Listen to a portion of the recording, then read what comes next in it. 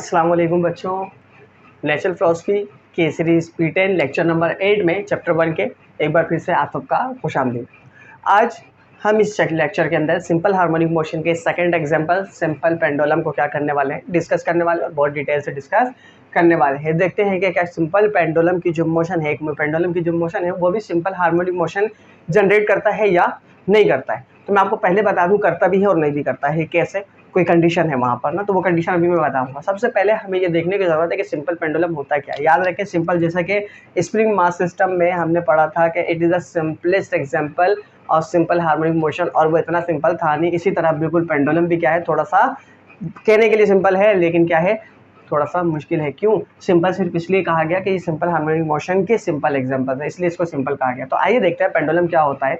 Definition लिखा है, pendulum is a body. Pendulum क्या है? एक बॉडी है suspended from an inextensible string. जो किससे वो होता है, सस्पेंडेड होता है एक इनएक्सटेंसिबल यानी कि एक ऐसी स्ट्रिंग जिसके अंदर इलास्टिसिटी ना हो, रिजिड हो, उसको क्या है उसके एक एंड से उस बॉडी को, उस सब्जेक्ट को सस्पेंड कर दिया गया है ऑफ लेंथ एल, और उस स्ट्रिंग की क्या होनी चाहिए, कोई ना कोई लेंथ होनी चाहिए, fix at its upper and, और उस स्ट्रिंग के अपर एंड को क्या कर दिया जाए, फिक्स कर दिया जाए। तो देखेंगे एक स्ट्रिंग है जिसकी लेंथ एल है, उसके एक एंड पर मैंने एक बॉडी अटैच की है जिसको हम बॉब कहते हैं। क्या कहते हैं भाई? बॉब कहते हैं। पेंडुलम को हम क्या कहते हैं भाई? पेंडुलम जो ऑब्जेक्ट यूज़ करते हैं उसे बॉब कहते हैं। और उसके एक एंड को क्या कर दिया है, सस्पेंड कर दिया, फिक्स कर दिया। ठीक है। अब किस तरह से, सबसे पहली चीज़, किस तरह से कि सिंपल हार्मोनिक मोशन जनरेट भी करेगा और नहीं भी करेगा। मैंने आपको स्प्रिंग मास सिस्टम में सिंपल हार्मोनिक मोशन के लिए कंडीशन बताई थी कि simple harmonic motion horizontally work करता है। सिंपल हार्मोनिक मोशन जो है वो क्या होती है, हॉरिजॉन्टल मोशन होती है। ठीक है। तो यहाँ पर भी क्या होना चाहिए, यकीनन हॉरिजॉन्टल मोशन होनी चाहिए। तो यहाँ पर कंडीशन ये है कि अगर मैं क्या करूँ, इस बॉल को बजाय यहाँ रखने के मैं यहाँ रख दूँ कहीं यहाँ पर, तो अब आप देखेंगे कि यहाँ से यहाँ तक जब इसे छोड़ूंगा तो क्या होगा, ये बजाय एक स्ट्रेट मोशन के क्या करना शुरू कर देगा, एक कर्व पाथ पर मूव करना शुरू कर देगा। ठीक है। तो यहाँ पर हमें इसको इतना ज़्यादा डिस्प्लेस नहीं करना कि इसकी मोशन एक कर्व मोशन बन जाए, बल्कि इतना सा डिस्प्लेस करना है कि यहाँ पर इसकी जो मोशन रहे वो क्या रहे, तकरीबन हॉरिजॉन्टल ही रहे। बिल्कुल किस तरह से कि अगर इसे क्या किया गया है, ये पेंडुलम है, ठीक है ना। तो दो कंडीशन है मेरे पास, या तो मैं इसे बिल्कुल यूं रख सकता हूँ, ठीक है। तो आप देखेंगे कि ये इतनी बिल्कुल जब मैंने इसे हल्का सा डिस्प्लेस किया है तो ये क्या हो रहा है, मोशन जनरेट कर रहा है। ओके, ठीक है ना, बात आ गई समझ में। अगर ये इस तरह से डिस्प्लेस किया इसको कि इसमें जो एम्पलीट्यूड जनरेट किया गया है, जो एंगल जनरेट किया गया है वो बहुत ही कम किया गया है, तो ये सिंपल हार्मोनिक मोशन जनरेट करेगा। क्यों? क्योंकि इसकी जो मोशन होगी वो बिल्कुल इस तरह से होगी कि जैसे एक हॉरिजॉन्टल सरफेस पर क्या कर रहा है, मूव कर रहा है। लेकिन अगर मैं इसमें एंगल बहुत ज़्यादा जनरेट करवा दूँ और फिर इसे रिलीज करूं तो आप देखेंगे कि ये बजाय एक लाइन के, एक हॉरिजॉन्टल मोशन के, ये क्या कर रहा है, एक कर्व मोशन जनरेट करना शुरू कर देगा। तो दोनों कंडीशन हो सकती है यहाँ पर, ये सिंपल हार्मोनिक मोशन जनरेट भी कर सकता है और नहीं भी कर सकता है। तो जनरेट करने के लिए लाजमी है कि एंगल ज़्यादा नहीं होना चाहिए, बल्कि क्या हो, लिमिट हो। एंगल की क्या होती है, कोई लिमिट होती है, अराउंड 15 डिग्री से ज़्यादा नहीं होना चाहिए। 15 डिग्री से ज़्यादा होगा तो वो सिंपल हार्मोनिक मोशन जनरेट नहीं करेगा। यहाँ तक आ गई बात समझ में? ओके। अब देखते हैं कि जब हमने इसे हैंग किया तो इसके ऊपर कितनी फोर्सेस लग रही हैं और कौन कौन सी फोर्सेस लग रही हैं। अगर इसके इक्विलिब्रियम पोजीशन की बात की जाए, मैंने हैंग कर दिया कुछ इस तरह से, तो ये किस में है भाई, रेस्ट में है। ये किस में है, रेस्ट में है। रेस्ट में होने का मतलब क्या है, वहाँ पर नेट फोर्स क्या है भाई, जीरो है। नेट फोर्स क्या है, जीरो। अगर इक्विलिब्रियम में है, रेस्ट में है, तो मतलब उसकी जो फोर्स है, नेट फोर्स, वो जीरो है। इसका मतलब पोजीशन ओ, इक्विलिब्रियम पोजीशन पर इसके ऊपर जो फोर्सेस लग रही हैं उन सब का सम क्या है, जीरो है। जो नेट फोर्स है वो जीरो है। अब मैं इसे क्या कर देता हूँ, थोड़ा सा डिस्प्लेस कर देता हूँ, थोड़ा सा एंगल जनरेट कर देता हूँ थीटा। ठीक है। तो अब आप देखें, जाहिर है स्ट्रिंग के अंदर अपनी कोई ना कोई फोर्स होगी जिसको हम टेंशन कहते हैं। स्ट्रिंग के अंदर प्रोड्यूस होने वाली फोर्स को हम क्या कहते हैं, टेंशन कहते हैं। अब यहाँ पर जैसे ही मैं इसे लेकर आया, ठीक है, तो वेट, ग्रेविटी भी इसके ऊपर क्या लगा रहा है, फोर्स लगा रहा है। किस तरफ, डाउनवर्ड। हम जानते हैं हमेशा ग्रेविटी कहाँ की तरफ फोर्स लगाता है, डाउनवर्ड फोर्स लगाता है। ग्रेविटी भी क्या करता है, हमेशा डाउनवर्ड फोर्स लगाता है। अब यहाँ पर डाउनवर्ड फोर्स तो लगा रहा है, ठीक है। अब अगर देखें तो आपको याद हो अगर, तो हमने क्लास 9 के अंदर रेजोल्यूशन ऑफ वेक्टर पढ़ा था, ठीक है, क्लास 9 में रेजोल्यूशन ऑफ वेक्टर पढ़ा था कि उसमें हम एक वेक्टर यानी एक फोर्स को या किसी भी वेक्टर क्वांटिटी को हम क्या करते थे, जब वो एक प्लेन के ऊपर मूव कर रहा होता था तो उसे हम रिजॉल्व करते थे, उसके कंपोनेंट्स में ब्रेक करते थे। एक एक्स कंपोनेंट होता था और एक वाई कंपोनेंट होता था। यहाँ ब्रेक करने की क्या ज़रूरत है, ठीक है ना। तो अगर देखें तो टेंशन की जो डायरेक्शन है, टेंशन फोर्स की डायरेक्शन ये है, ठीक है, जबकि वेट की जो डायरेक्शन है वो ये है। अगर दोनों सेम डायरेक्शन में होते, दोनों सेम डायरेक्शन में होते बिल्कुल इस तरह से, अगर यहाँ पर देखें तो टेंशन की डायरेक्शन इस तरह है और वेट की डायरेक्शन इस तरह, तो यहाँ पर तो रेजोल्यूशन हो ही नहीं सकता।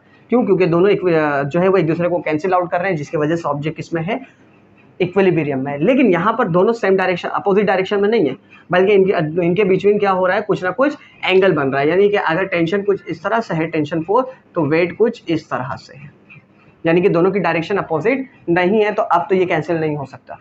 तो मैंने क्या किया, यहाँ पर इसके कंपोनेंट्स को ब्रेक कर दिया। अब कंपोनेंट्स को जब ब्रेक किया तो कौन सा वाला जो है वो एक्स फंक्शन होगा, कॉस थीटा का फंक्शन होगा, और कौन सा वाला वाई थीटा का साइन थीटा का फंक्शन होगा, आइए देखते हैं। तो यहाँ पर देखें एंगल किसके साथ बन रहा है, टेंशन के साथ। किसके साथ? ये टेंशन फोर्स है, ये रहा, इसके साथ बन रहा है। तो बिल्कुल इसके साथ ही जो इसके स्टेट आ रहा होगा, इसके अपोजिट डायरेक्शन में, वो क्या होगा, आपके पास टेंशन वाला फोर्स होगा, ठीक है। तो एंगल क्या बन रहा है, ये रहा। एंगल जिस साइड पर बनता है वो cos थीटा वाला फंक्शन होता है, ठीक है, और उसके अपोजिट साइड वाला sin थीटा का फंक्शन होगा। अब देखें क्या है, यहाँ पर कितने फोर्सेस टोटल एक्ट कर रहे होंगे। टोटल कितने फोर्सेस हैं, 3। कौन कौन से? एक तो टेंशन होगा, ठीक है, वेट को छोड़ दें, वेट को क्योंकि हमने इसे क्वेश्चन क्या कर दिया, रिजॉल्व कर दिया है इसके कंपोनेंट में। तो एक टेंशन फोर्स होगा और एक वेट का एक्स कंपोनेंट होगा, cos थीटा का कंपोनेंट होगा, और एक वेट का sin थीटा का कंपोनेंट होगा। तो टोटल कितने हो गए, 3। लेकिन इस सिंपल हार्मोनिक मोशन में कौन सिंपल हार्मोनिक मोशन जनरेट करवाएगा, कौन सा फोर्स, वो क्या है, सिर्फ एक फोर्स है। अब वो कौन सी फोर्स है, साइन थीटा वाला फोर्स है। कैसे? बाकी के 2 फोर्स कहाँ जाएंगे, बाकी के 2 फोर्स खत्म हो जाएंगे। कैसे? देखिए, क्या ये ऑब्जेक्ट टेंशन फोर्स की डायरेक्शन क्या है, ऊपर की तरफ है, ठीक है ना। तो क्या ये ऑब्जेक्ट ऊपर की तरफ जा रहा है, नहीं। क्यों? क्योंकि वेट की डायरेक्शन क्या है, नीचे की तरफ, और टेंशन के अपोजिट जो वेट का कंपोनेंट है, टेंशन और वेट का ये कंपोनेंट दोनों क्या है, इक्वल है, और दोनों अपोजिट डायरेक्शन में, जिसकी वजह से दोनों एक दूसरे को क्या करते रहे, कैंसिल आउट, जिसकी वजह से ना तो ये बॉब ऊपर की तरफ जा रहा है और ना ही नीचे की तरफ जा रहा है, ठीक है ना। तो बचा क्या आपके पास, साइन थीटा वाला कंपोनेंट बचा हमारे पास, जो क्या करवाएगा, इसे ऑसिलेट करवाएगा।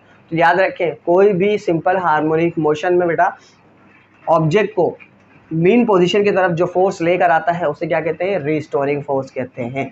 यानी कि साइन थीटा वाला जो फंक्शन है वो एज अ रिस्टोरिंग फोर्स क्या करेगा, वर्क करेगा।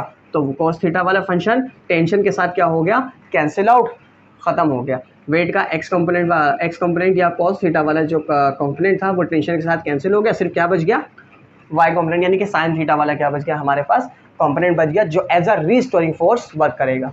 अब देखें क्या है, रिस्टोरिंग फोर्स इसे कहाँ की तरफ मूव करेगा, खींचेगा इस तरफ। अगर आप देखें तो यहाँ पर इस लाइन को देखें तो क्या ये कर्व बन रहा है, नहीं, बिल्कुल क्या है, एक स्ट्रेट लाइन की तरह बन रहा है, एक हॉरिजॉन्टल स्ट्रेट लाइन की तरह बन रहा है। क्यों? क्योंकि हमने यहाँ पर एंगल ज़्यादा नहीं रखा, इसी वजह से ये सिंपल हार्मोनिक मोशन जनरेट करेगा। अगर एंगल बहुत ज़्यादा रख देते तो बजाय ये एक स्ट्रेट लाइन बनने के ये कुछ इस तरह से बन रहा होता और ये सिंपल हार्मोनिक मोशन जनरेट नहीं करता। यहाँ तक आ गई बात समझ में?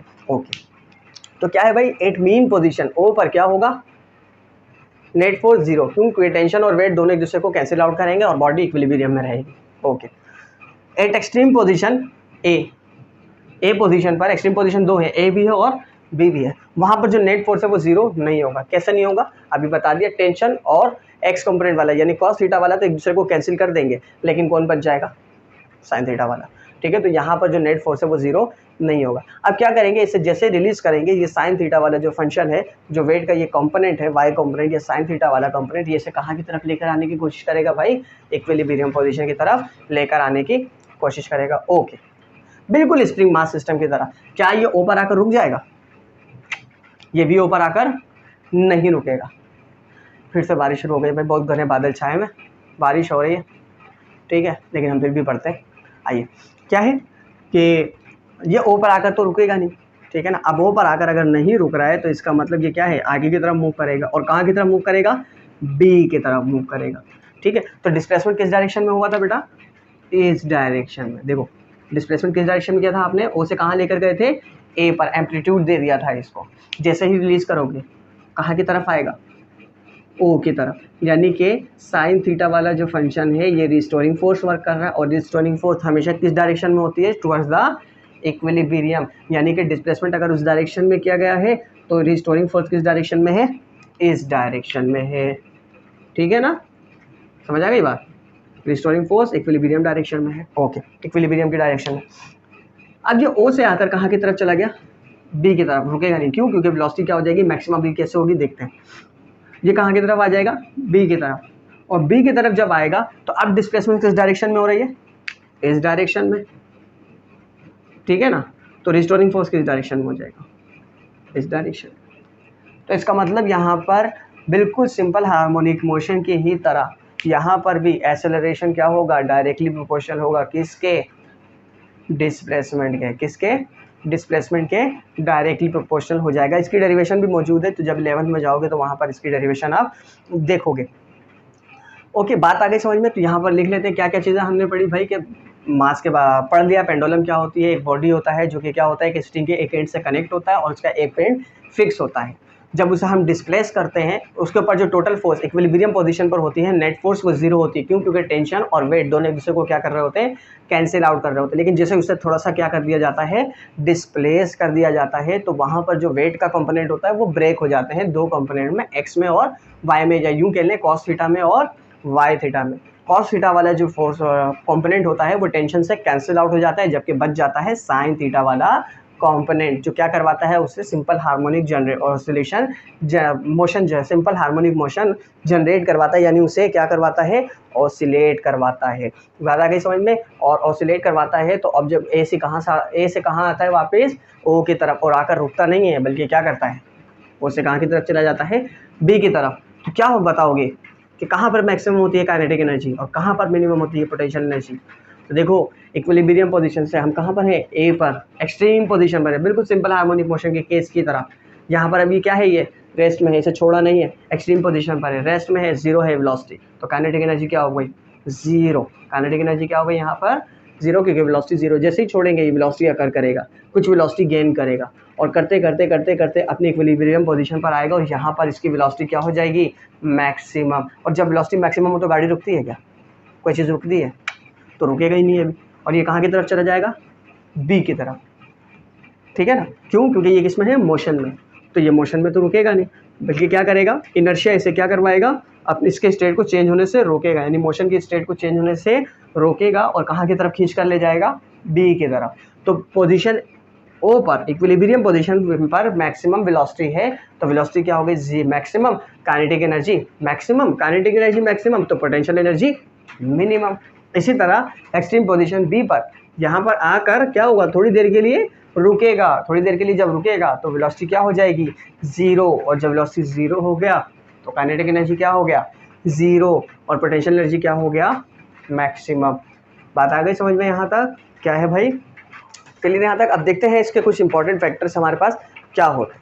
ठीक है, और ये इसी तरह से क्या करता रहेगा भाई, मूव करता रहेगा, ओ से बी, बी से ओ, बी, ओ से बी, बी से ओ। इसके इंपॉर्टेंट फैक्टर्स हमारे पास क्या क्या हो सकते हैं देखते हैं। सिंपल पेंडुलम क्या करता है भाई, it execute simple harmonic motion. Okay, क्या करता है सिंपल पेंडुलम, जब इसका एंगल क्या हो, कुछ लिमिटेड एंगल हो, बहुत ज़्यादा एंगल पर सिंपल हार्मोनिक मोशन जनरेट नहीं करेगा। एक्सेलरेशन क्या होगा, डायरेक्टली प्रोपोर्शनल होगा किसके, डिस्प्लेसमेंट के, और अब टुवर्ड्स द मीन पोजीशन होगा। डिस्प्लेसमेंट उस तरफ था तो रिस्टोरिंग फोर्स की वजह से एक्सेलरेशन की डायरेक्शन मीन पोजीशन की तरफ। जब डिस्प्लेसमेंट इस तरफ हुआ तो रिस्टोरिंग फोर्स की वजह से डिस्प्लेसमेंट की डायरेक्शन, एक्सेलरेशन की डायरेक्शन उस तरफ। तो क्या है, बिल्कुल इसमें भी सिंपल हार्मोनिक मोशन में एक्सेलरेशन हमेशा क्या होता है, डायरेक्टली प्रोपोर्शनल होता है किसके, डिस्प्लेसमेंट के, और डायरेक्शन क्या होती है, टुवर्ड्स द मीन पोजीशन होता है। यहाँ तक आ गई बात समझ में। तो सिंपल पेंडुलम का केस यहीं तक था, वैसे और भी डिटेल है। इसके अलावा इसके टाइम पीरियड का, कि एक ऑसिलेशन कितने देर में कंप्लीट करेगा। तो टाइम पीरियड का फॉर्मूला होता है 2πL/g।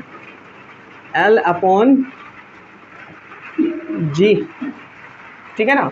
तो देखें इसका टाइम पीरियड किस किस चीज़ के ऊपर डिपेंड कर रहा है। क्या मास अगर ज़्यादा होगा तो टाइम पीरियड के ऊपर कोई फ़र्क पड़ेगा, अगर मिसाल के तौर पर मैं 1 kg का बोब ले लूँ और एक 2 kg का बोब ले लूँ और पेंडुलम सेम बनाऊँ, पेंडुलम की लेंथ सेम को रखूँ, तो क्या कोई फ़र्क पड़ेगा? नहीं, क्योंकि यहाँ पर देखो फॉर्मूले में कोई मास का फैक्टर है नहीं है, और आप ये भी जानते हैं कि ग्रेविटी पर मास का कोई भी इफेक्ट नहीं होता।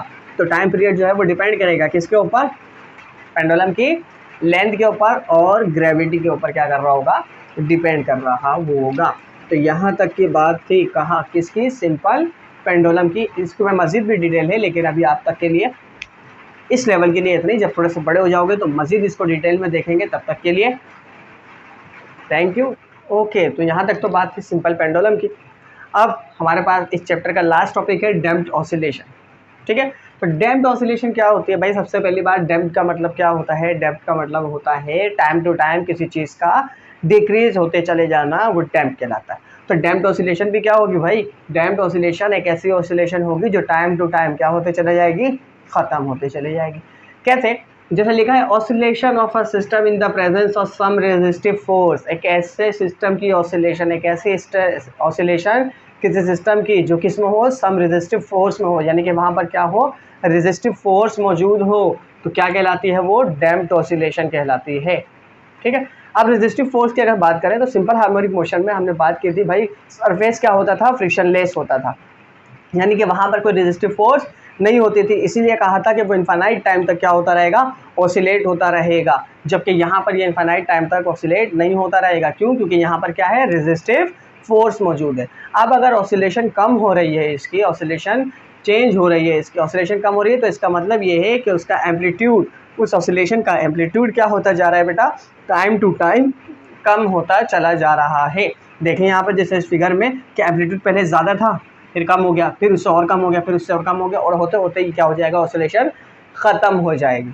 अब अगर बुक की बात की जाए तो बुक के अंदर एग्जांपल है शॉक एब्जॉर्बर की। शॉक एब्जॉर्बर क्या होता है? सिंपल सी बात अगर की जाए तो मोटर, हमारे व्हीकल्स के अंदर कुछ जंप्स वगैरह होते हैं ना, मोटर बाइक वगैरह के अंदर, उसको हम शॉक एब्जॉर्बर कहते हैं। ये वर्क किस तरह से करता है?